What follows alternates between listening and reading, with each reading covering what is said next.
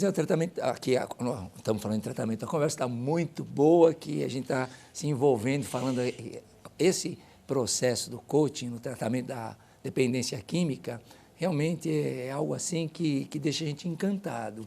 Nós que buscamos ferramentas no dia a dia, nos inspirarmos em modelos e na experiência de outros profissionais. Portanto, se você tiver um dependente químico com você, não perca esperança.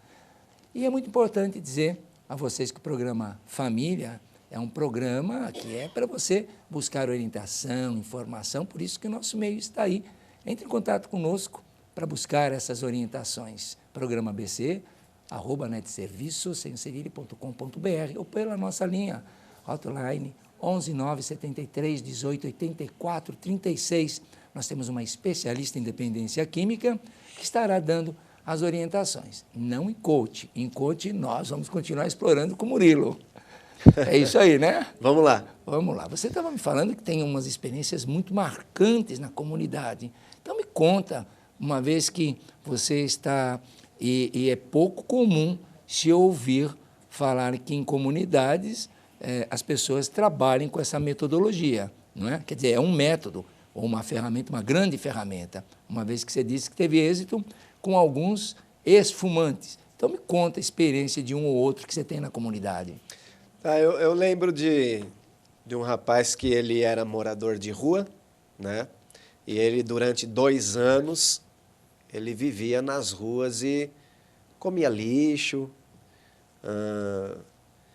E aí ele teve um problema na família de um irmão, e o irmão dele estava preso.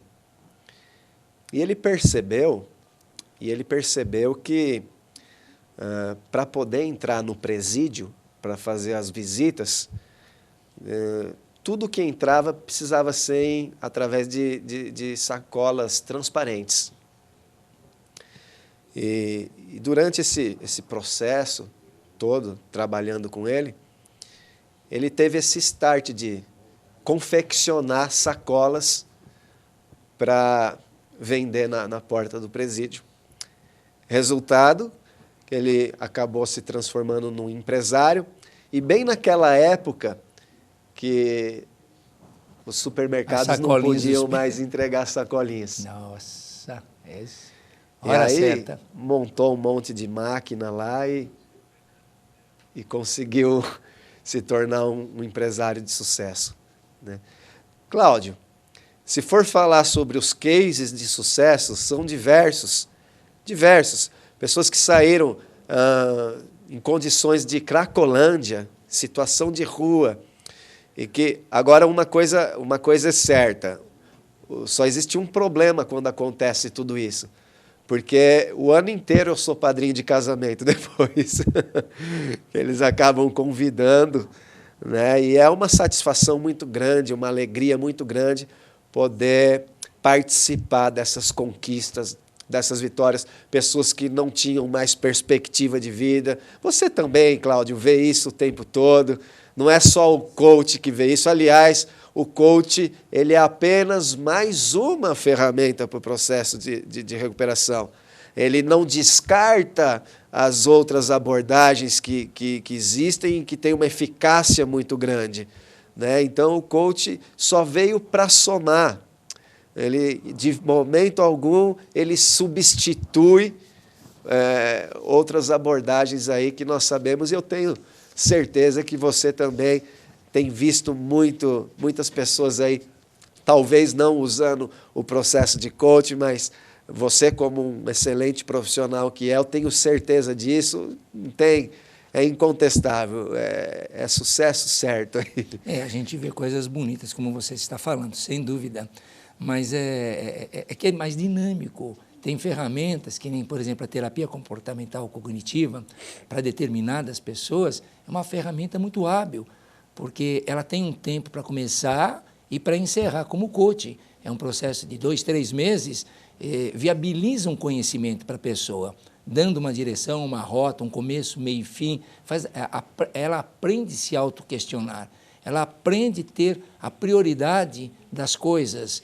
E no que realmente ela visa já a recuperação. O que é mais importante nesse momento para você? Não é a recuperação? Então, se você pudesse fazer uma única coisa hoje, no dia de hoje, o que você faria? A recuperação. Às vezes eu pergunto para o sujeito, o que é felicidade para você? Eu estava num desses dias numa comunidade involuntária, com quase 90 pessoas. E aí eu falei, vou pegar esses caras. Me deu até dó, porque comunidade involuntária, às vezes você vê um babando, outro com muito psicotrópico, quietinho, cabisbaixa, e outros assim muito participativos. Falei, quero ver, né? Porque é um grupo não tão heterogêneo, porque tem aqueles que não estão mesmo, que você vê, está estampado, eu não estou aqui, não quero estar aqui. E tem aqueles que você já percebe, que se envolvem mais. Eu perguntei, o que é felicidade para você? Certo que o cara ia errar. Mas o rapaz me responde assim, felicidade para mim é não voltar mais para esse lugar e poder ficar limpo para o resto da minha vida. Caramba! Eu dei um abraço nele e falei, você, cara, parabéns! Eu não imaginei que você fosse falar assim, matou, né? Porque felicidade é aquilo que te incomoda. Se você não dorme, se você sofre de insônia, felicidade é dormir. Se você tem dor de estômago, felicidade é não ter mais essa dor de estômago. Tem uma dor, que nem você começou o programa, dor de dente. Pô, se eu estou com uma dor de dente, o que é felicidade? Não ter essa dor de dente. Aí eu pergunto para o dependente químico, o que é felicidade? E o cara vem me falar, está com a minha mulher, está trabalhando. Fala, para, cara, você não está em programa. Porque com mulher sem mulher você usa. Com emprego sem emprego, com dinheiro sem dinheiro, com filho sem dinheiro. É se recuperar, é aprender a ter habilidade. Não é verdade? Sim. Então, o que é legal no coaching é por trazer muito consciente essa presença do que é prioridade na vida do sujeito. Não é isso? Isso. Eu entendo, Cláudio, que, na verdade, se ele não tiver um nível de satisfação alto em todas as áreas da vida, sempre vai faltar alguma coisa. Na verdade, para que alguém esteja feliz, eu entendo que, para mim, né, a felicidade ela é um estado de espírito. Né? Então, as pessoas não são felizes, né? As pessoas estão, em alguns momentos, felizes. E se ele tiver todas as áreas da vida dele, alto nível de satisfação, ele encontrou a plenitude. O casamento dele vai bem, o coach ele vai acabar aprendendo uma das coisas mais importantes e que faz com que o dependente químico, muitas vezes, acaba trilhando até mesmo um processo de recaída, justamente por não saber lidar com isso, que são os relacionamentos. Ele vai aprender a se relacionar. Uma vez que ele aprendeu a se relacionar, ele vai se relacionar com o chefe, ele vai se relacionar com a família melhor. Então, ele vai encontrar essa felicidade aí dentro desse processo, porque todos os outros campos, tanto a vida profissional, qualidade de vida, enfim, saúde, disposição, família, relacionamento amoroso, tudo isso está em sincronia. Então, quem vive isso, com certeza alcança o sucesso. Porque se tiver faltando alguma coisa, tudo vai ficar mais difícil. Porque muitas vezes, imagina, ele tem um ótimo emprego, mas o casamento dele está um lixo de casamento. Então, precisamos trabalhar para que ele, de certa forma, ele consiga ficar bem, para que o emprego dele fique bem. E aí, é isso que nós vamos fazer. Nós vamos trabalhar para que todas as áreas, o nível de satisfação atual da vida daquele indivíduo hoje tenha altos índices aí, para que ele possa desfrutar da sobriedade, mas com qualidade de vida. Não ficar limpo mais um dia, como aquilo se fosse sobreviver o programa. Mas viver a felicidade, viver conquistas e aprender a lidar com tudo isso.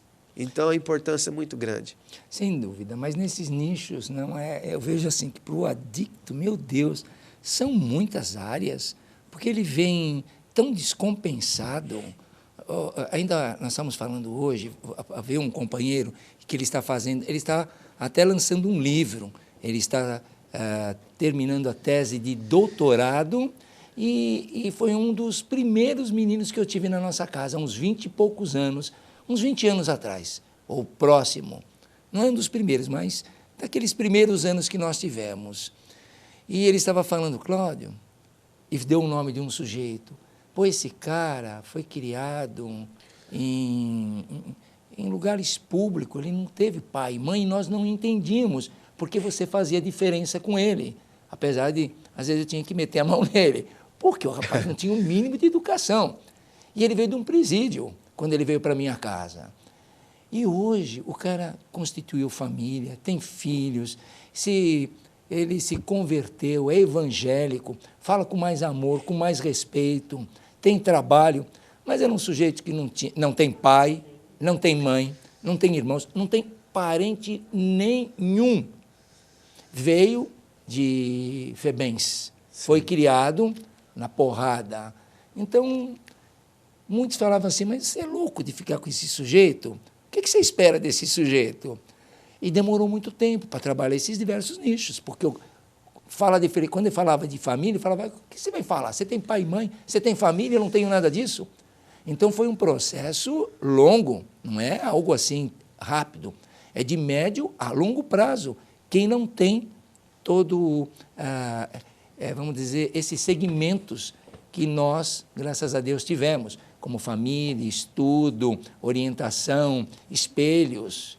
Você concorda que, para certos casos, é um processo longo? Sim, sem dúvida. Foi como eu disse no início da nossa entrevista, né? Na verdade, para poder realmente ter bons resultados, é extremamente necessário que ele realmente tenha já, esteja num estado mais funcional.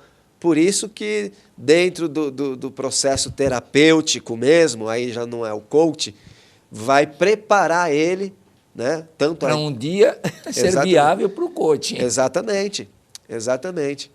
E isso ele vai... Cláudio, o coach não é para todos. Não, com certeza não. Não é para todos. E mesmo falando como nós estamos falando, parece uma coisa muito bonita, mas nem todos vão entender o que nós estamos falando, não. Exatamente. Exatamente. Porque não tem essa garra, não tem essa determinação. Ainda está nesse processo. O que eu tenho visto, por exemplo, na comunidade, o que tem de residente, porque muitos não concluíram estudo, né, não tem uma profissão definida, enfim. Mas o que tem de residente hoje lá, motivado, não vê a hora de fazer uma faculdade, eu quero ser um advogado, eu posso ser um doutor, eu vou conseguir. Isso tem sido assim, sabe? E tem acontecido isso, tem saído de lá. Hoje falei com um que me ligou, inclusive hoje ele já serve grupo, era um morador de rua também. A vida, Cláudia, é feita de escolhas e as pessoas fazem as escolhas e elas vão sofrer uma consequência lá na frente. Chegou uma vez 2 moradores de rua para ocupar uma vaga dentro da comunidade. Mas você deve ser assim também, o coração compungiu, vem, fica os 2. São companheiros, ficaram 2 anos juntos na rua, aproximadamente. Então, ficou os 2. Só que um concluiu o tratamento e ele estava determinado a mudar de vida. Enquanto o outro estava ali apenas para poder se sentir mais seguro, para poder... Dado o momento, um deles acabou desistindo do processo e o outro terminou. Isso já se passaram 1 ano, agora fez 1 ano. Ele até me ligou e falou, vai lá no grupo que eu quero que você me troque a minha ficha de 1 ano. Está trabalhando dentro de uma empresa hoje. Hoje ele trabalha dentro de uma empresa, hoje ele está assim, com a vida dele restaurada. E há poucos dias atrás, eu chegando de manhã na comunidade, o outro estava lá, mal vestido, carregando um portão velho nos braços, voltou para a rua, está do mesmo jeito. São dois. Ouviram as mesmas coisas, participaram das mesmas reuniões, só que fizeram escolhas diferentes. Muito bem.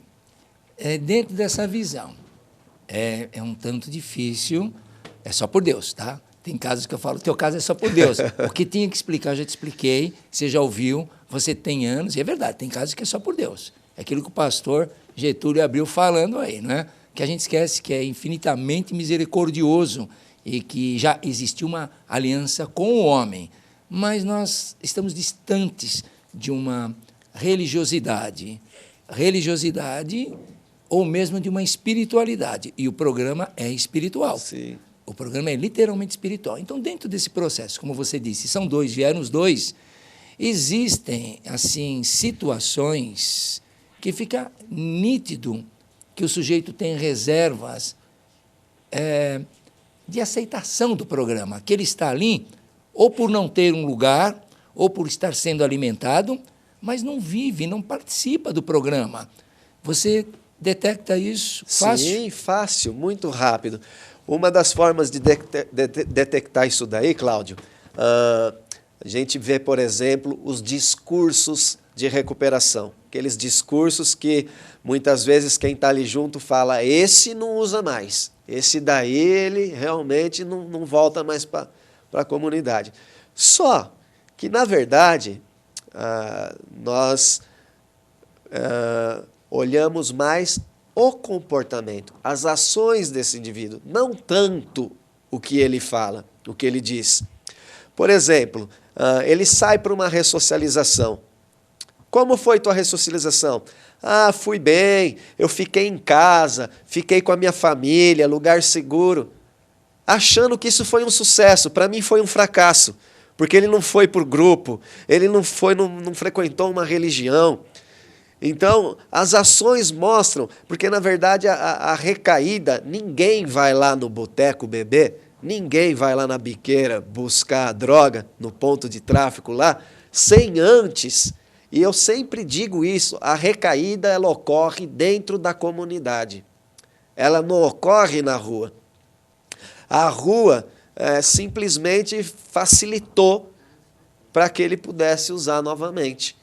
Então, todo aquele discurso diante de uma contrariedade, diante de alguma coisa que não vai de encontro àquilo que realmente ele deseja, ou não atinge as expectativas dele, todo aquele discurso cai por terra, desmorona. Então, na verdade, eu costumo dizer, recaem os que conseguem entrar no processo de recuperação, e aí, depois de um determinado tempo, ele começa a trilhar um caminho de recaída. Agora, infelizmente, eu tenho isso comigo, Cláudio. A maior parte deles nem entraram no processo de recuperação. Eu ia colocar isso. Não entraram. Não entraram. É notório. Como fala aqui, os campos... É uma coisa certeira, como você disse, no dia a dia, as ações é a melhor maneira de você perceber. Então, o sujeito fica de braços cruzados, não tem iniciativa, praticamente não participa. Se você não chama, não fala, não pede.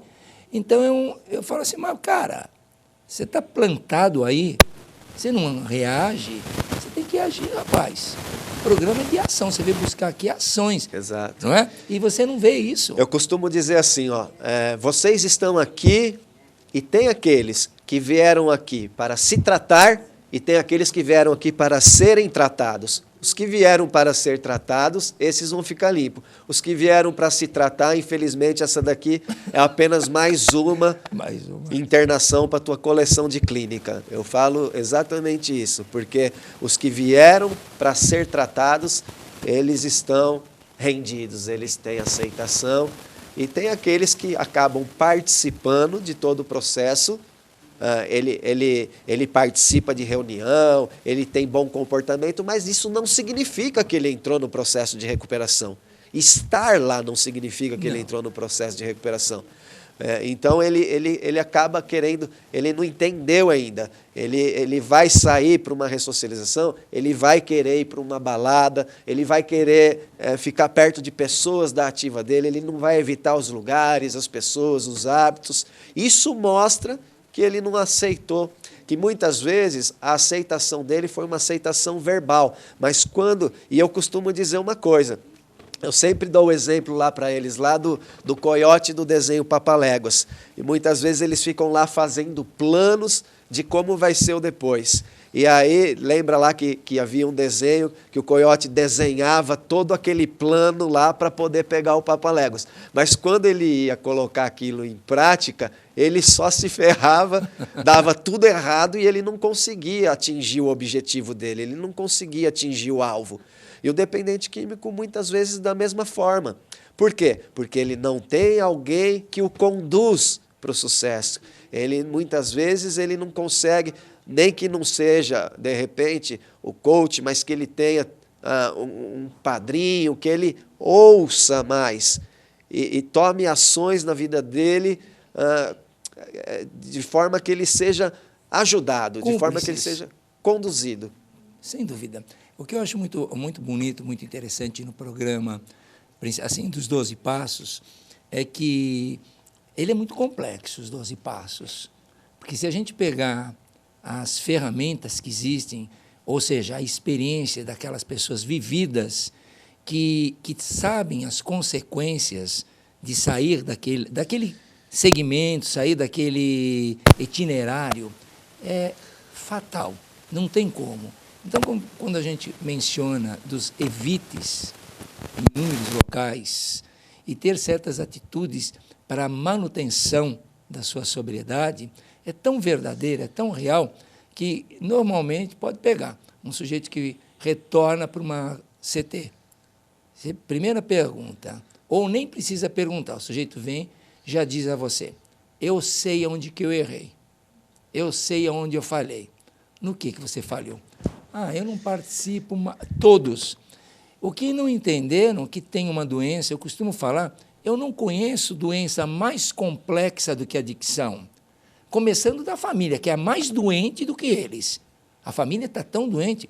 Num desses dias eu estava com a minha irmã, e minha irmã não sabe o que é codependência.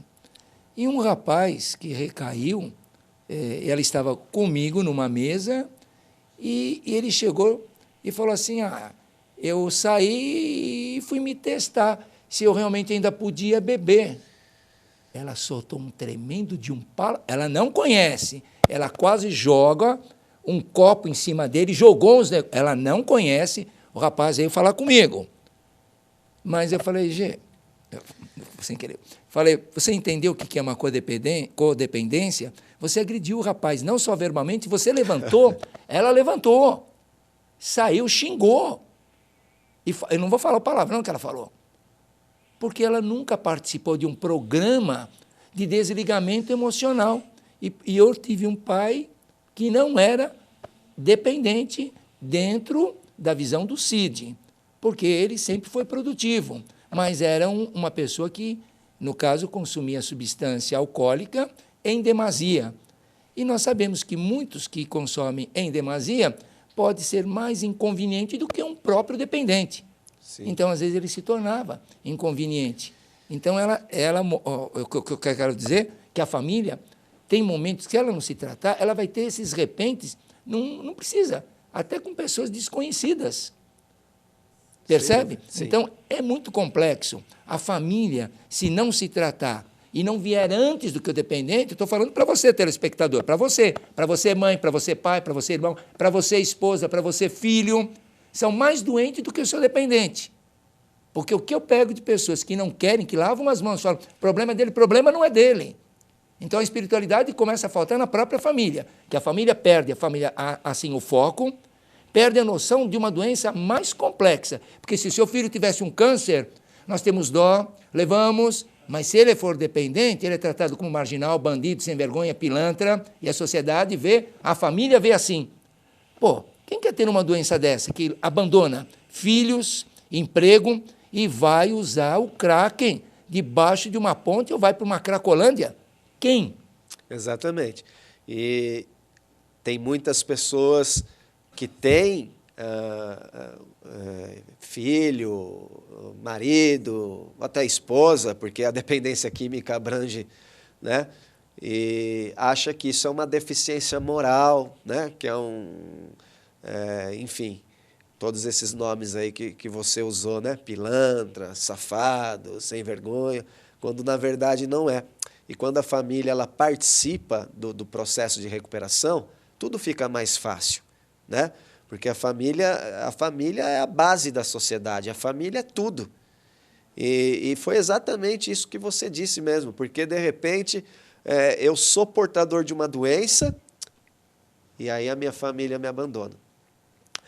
Tá, só que assim, de repente existem também pessoas, até um pouquinho atrás eu volto daquilo que você estava falando ali do dependente falar que já conhece o programa, principalmente aqueles que têm 10, 11, 12 internação. A família, muitas vezes, né? Abandona. Nesse caso... Mas nós vamos ficar nesse abandono, sabe? Porque o nosso tempo está em ciminha. Então, Ótimo. Você tem 1 minuto para falar ao telespectador. Manda um recadinho bonito para eles. Tá certo. Então, se você tem um sonho, se você tem um objetivo, transforme o teu sonho em metas.